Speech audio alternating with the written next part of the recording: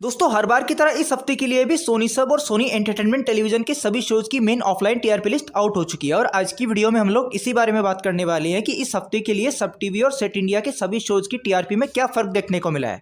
तो वीक 6 की main TRP list में जो शो टीआरपी में टॉप कर रहा है वो है तारक मेहता का उल्टा चश्मा, जिसकी इस हफ्ते की मेन टीआरपी रही 1.7 और इसी के साथ पिछले हफ्ते के मुकाबले इस हफ्ते इसकी टीआरपी में कोई फर्क देखने को नहीं मिला है। इसके बाद सेकंड पोजीशन पे है वागले की दुनिया, जिसकी वीक 6 की मेन टीआरपी रही 0.9 और इसी के साथ पिछले हफ्ते के कंपैरिजन में इस हफ्ते इसकी टीआरपी भी जो की त्यों बनी हुई है।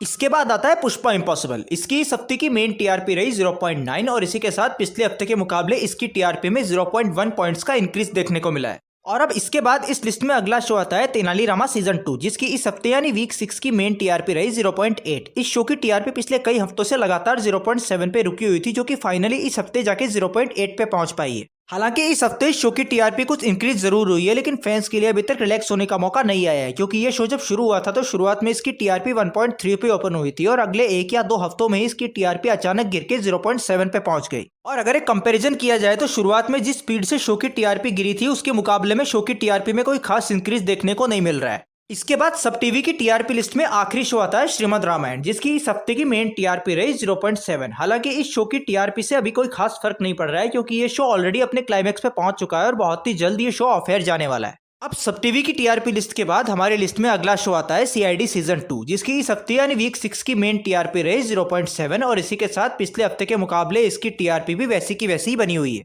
और इसके साथ ही मैं आप लोगों को ये भी बता देना चाहता हूँ कि सीआईडी के फैंस के लिए अच्छी खबर निकल के नहीं आ रही है, क्योंकि भले ही इस हफ्ते शो की टीआरपी में कोई और गिरावट देखने को नहीं मिली है, लेकिन इसके साथ ही ये भी सही है कि सीआईडी सीजन 2 की टीआरपी पिछले कुछ हफ्तों में बहुत ज्यादा गिर चुकी है।